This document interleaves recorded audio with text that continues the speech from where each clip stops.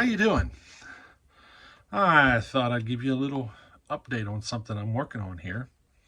I have not spoke of it. You see, I put a screwdriver through my finger, and I haven't done a whole lot of work. It's kind of hard to hold a screw when your pointer finger don't want to work right. You know what I mean? So I didn't let it stop me though. I have been doing some work, just not a lot.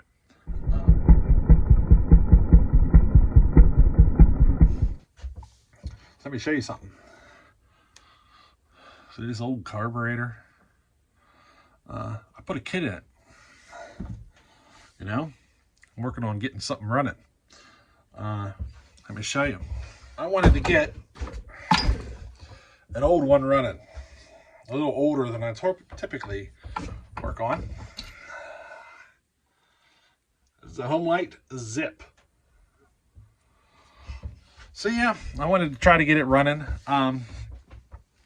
just for fun, you know. I already gone over it. It has compression, it has spark. So all my problems are probably, you know, carb related, fuel system.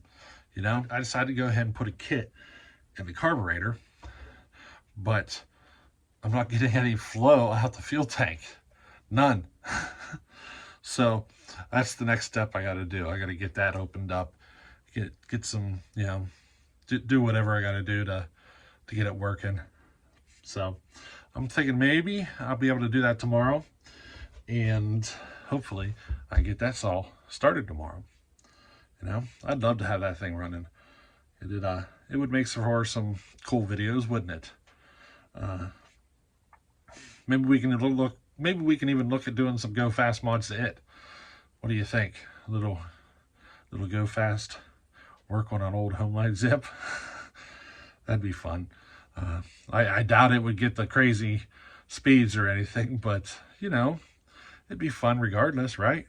That's why we do what we do, because we enjoy it, you know? Now, to change the subject on you, I want to give you a little update. I ordered a whole bunch of seals. I put in a massive seal order. And wouldn't you know it, I get an email that most of my seals are on back order. And the ones that are on back order happen to be the ones that I wanted the most. So I ordered new seals for my Homelite 1050. It's got a pretty hefty air leak, and I wanted to start with seals, you know, just get them replaced, and chances are that'll fix whatever problem it has. But you know, it could be something else, but it's a good spot to start, you know. But there's another issue. The other saw that I really wanted seals for happens to be the Homelite 550 that we got here for Dyno Gel. And you know, they told me 18 weeks. 18 weeks to get them seals. So, you know what's the funny part is? The email also says it's a non-cancelable order. Go figure, I can't cancel it. So I'm waiting 18 weeks for seals, roughly, but I'm not going to let that stop me. I'm actually going to, I think, look at some other suppliers, and this time I'm going to look into it and make sure they have them in stock, you know? Ay. But I dropped, what I spent, 40 or $50. I think I ordered 2 seals. I think I ordered twice as many seals for the 550 as what I needed to. And, you know, they're like $14 a seal. So, you know, I got a few dollars tied up there. Now I'm going to do it again on a different supplier. The fun of ordering parts. It's one of those things you never get to see on your side of the video. You know what I mean? This is what we go through with trying to find parts. It's one of the reasons you see me bounce from saw to saw to saw, is if I'm ordering parts, sometimes this stuff happens and the saw just keeps getting delayed and delayed and delayed. You know, it happens. Just gotta roll with the punches, you know. Now, some of you might have noticed the Homelite Super XL Auto that I tore down and made a video on. It is actually Smiley's saw, Smiley David Bailey. He has a channel. He's a real small channel, but he sent me his saw to pour it up for him, and I figured why not take the opportunity to make some great videos with that saw. So his project might take a little while, but I'm going to make a whole bunch of videos on different things as I go through the process. And I don't know what all it's going to, you know, I don't know what all content I'm going to end up with it, but whatever ideas I pop into my brain along the way, you know what I mean? I'll even at the end show some assembly videos or whatever. I don't know. We'll see.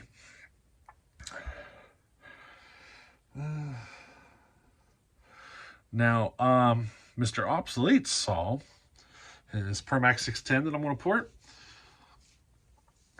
I'm going to put that saw into wood first before I do anything. So it had a slipping clutch issue, and he sent me another clutch. So I'm going to go ahead and get the clutch on it, and I'm going to work at getting it into wood so that we can see the saw running before we do anything. All right. And then we'll be able to kind of preview, we'll kind of be able to see the gains the saw makes throughout the process. You know, it'd be kind of cool. I thought that would be kind of interesting to see too, you know.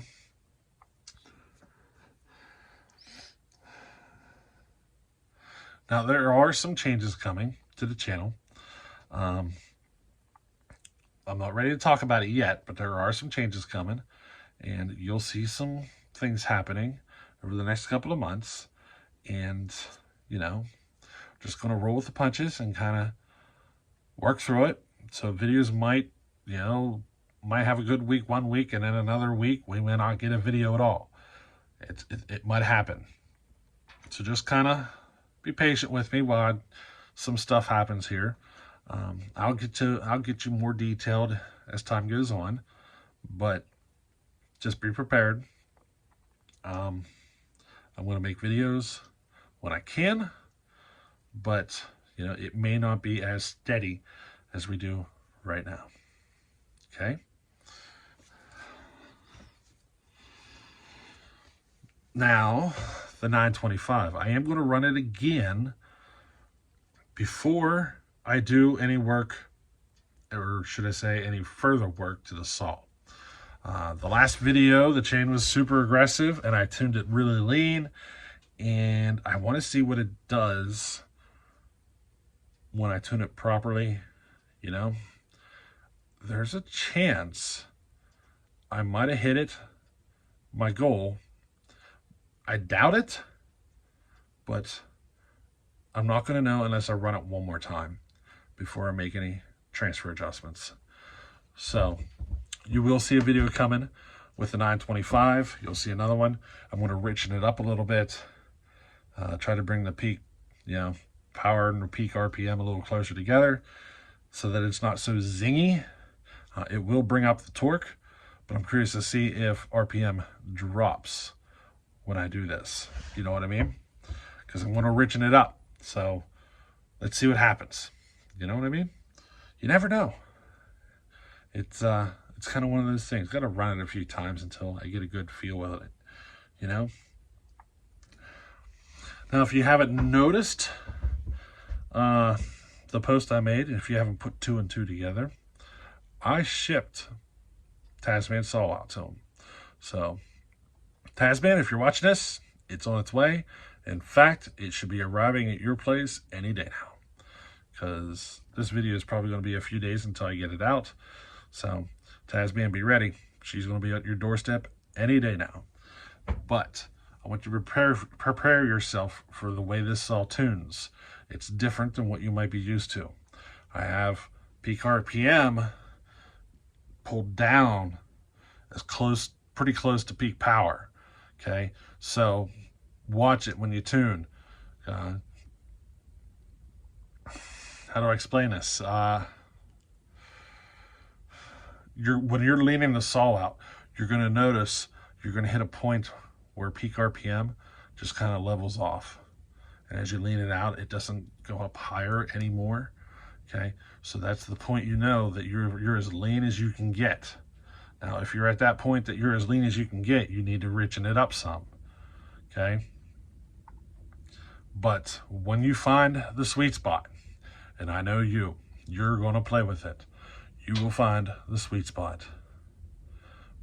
But when you do, stick that saw into a big piece of wood. Okay, I'm sure you're going to figure it out real fast. You might even find it easier to tune on a really big piece of wood to find the max torque of the saw. It might actually help you with the tuning of that saw, is to do it in big wood. If you're doing a little piece of wood, you may not tune it rich enough for peak power. You know what I mean? It might start starving if you go to a big piece of wood after you do the little piece of wood. So it might actually be beneficial to tune that saw in big wood before you go to smaller wood. Okay? So JK Saw Shop mentioned that he doesn't have any double bits. So there's a double bit headed his way. You know what I mean?